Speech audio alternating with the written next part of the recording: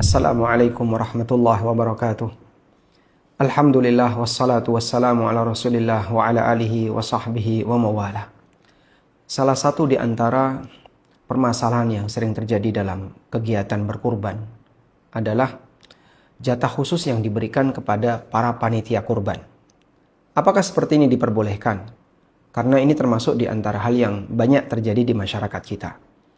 Bahkan terkadang di sebuah kepanitiaan kurban, di situ suami ikut, kemudian istri terlibat, juga anak-anak yang sudah dewasa ikut terlibat. Akhirnya dalam satu rumah dia bisa mendapatkan 5 jatah atau sekian jatah sesuai dengan jumlah anggota keluarga yang ikut dalam kepanitiaan. Sementara anggota keluarga yang lain yang dia tidak banyak ikut dalam kepanitiaan, mungkin anak-anaknya masih kecil, tidak ada suami karena dia seorang janda, ibunya juga nggak bisa datang. Dia hanya bisa dapat jatah sebagai salah satu warga, tapi nggak dapat jatah panitia.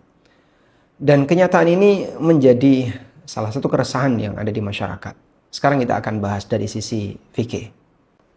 Disebutkan dalam hadis yang sahih dari Ali bin Abi Thalib radhiyallahu anhu. Beliau pernah mengatakan, "Amarani Rasulullah sallallahu alaihi wasallam an aquma ala budnihi." Rasulullah sallallahu alaihi wasallam menyuruhku untuk menangani onta yang akan beliau sembelih. Kemudian Ali mensedekahkan semuanya. Wa atasaddaqu biluhumiha wa juludiha wa ajillatiha. Aku sedekahkan dagingnya, aku sedekahkan kulitnya, termasuk ajillah. Ajillah itu adalah aksesoris yang ada dalam binatang. Aksesoris binatang misalnya tali kekang, kemudian ada sepatu kalau sapi, dan dulu itu termasuk benda yang laku dijual. Kemudian Ali mengatakan wa alla u'tiyal jazzara minha. Dan aku dilarang untuk memberikan upah kepada jagal minha dari hasil kurban. Dalam riwayat yang lain, Ali mengatakan, nahnu nu'tihi min indi anfusina. Kami memberikan upah dari uang pribadi kami. Berdasarkan hadis ini, para ulama menegaskan bahwa dilarang dalam kegiatan kurban untuk mengupah jagal atau siapapun yang terlibat dalam operasional kurban dengan menggunakan hasil dari hewan kurban. Misalnya diupah dengan dagingnya, dengan kulitnya, dengan kepalanya, atau dengan kakinya. Sebab ketika di situ ada kegiatan mengupah orang yang menangani kurban, baik penyembelihnya, tukang keletnya, bahkan termasuk misalnya yang merawat kurban ini, yang merawat hewan ini sebelum dia disembelih. Jika di situ diupah dengan menggunakan hasil kurban, berarti ada bagian hasil kurban yang manfaatnya kembali kepada sahibul kurban. Berupa dia terbebas untuk membayar senilai tertentu karena sudah digantikan dengan hasil kurban. Ada jual beli jasa di situ yang dibayar pakai hasil kurban.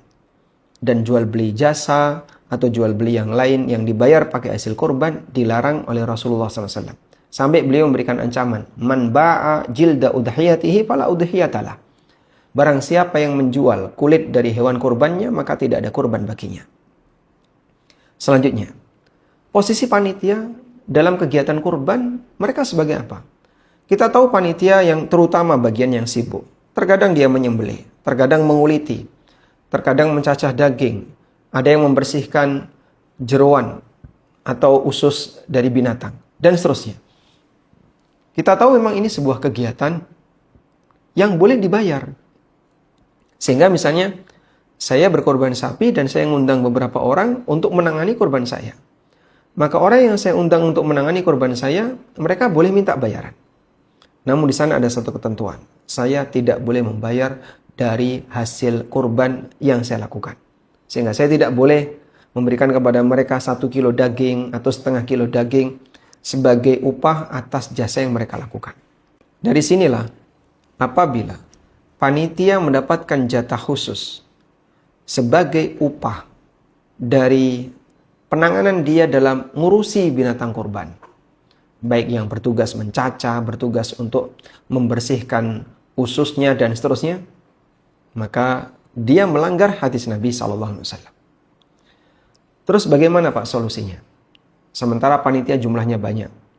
Dan nampaknya tidak mungkin jika panitia harus dibayar dengan nilai rupiah tertentu. Itu akan menyebabkan biayanya jadi membengkak.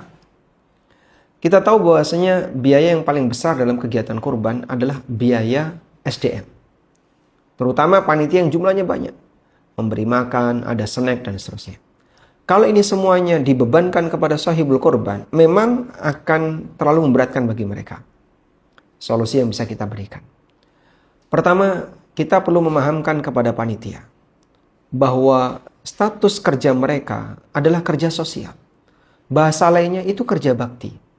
Karena ini kerja bakti, kerja sosial, seharusnya mereka datang dengan tujuan saya ingin memberikan tenaga saya demi kemaslahatan bersama.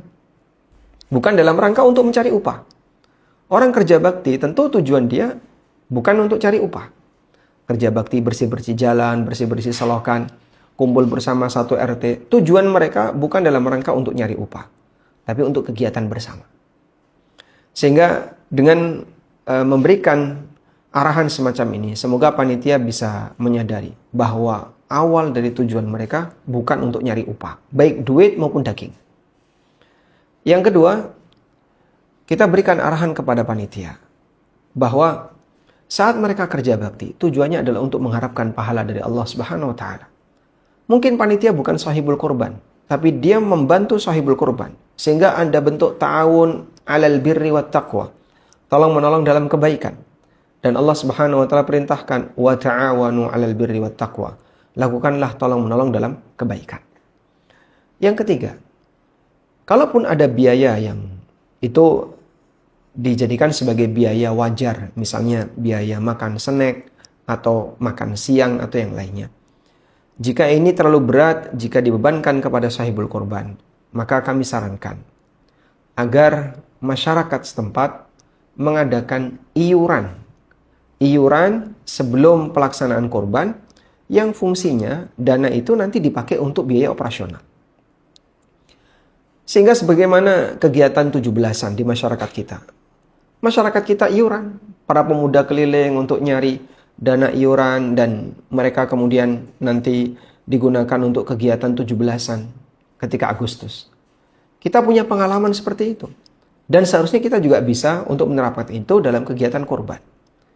Saya menyampaikan ini tujuannya adalah pertama, agar kas masjid tidak dipakai untuk biaya operasional korban. Karena cukup banyak kasus seperti ini. Padahal ini termasuk di antara bentuk pelanggaran terkait amanah keuangan masjid. Yang kedua adalah agar tidak terlalu membebani sahibul korban. Sehingga mereka yang sudah berkorban bolehlah ditetapkan biaya administrasi tertentu, tapi jangan terlalu besar. Agar tidak membebani mereka. Insya Allah dengan cara seperti ini, mudah-mudahan semua bisa berjalan dengan baik. Sehingga kegiatan bersama masyarakat ini, kalaupun membutuhkan biaya besar, mereka dicukupi oleh masyarakat, untuk masyarakat dan demi kebersamaan masyarakat. Barakallahu fikum.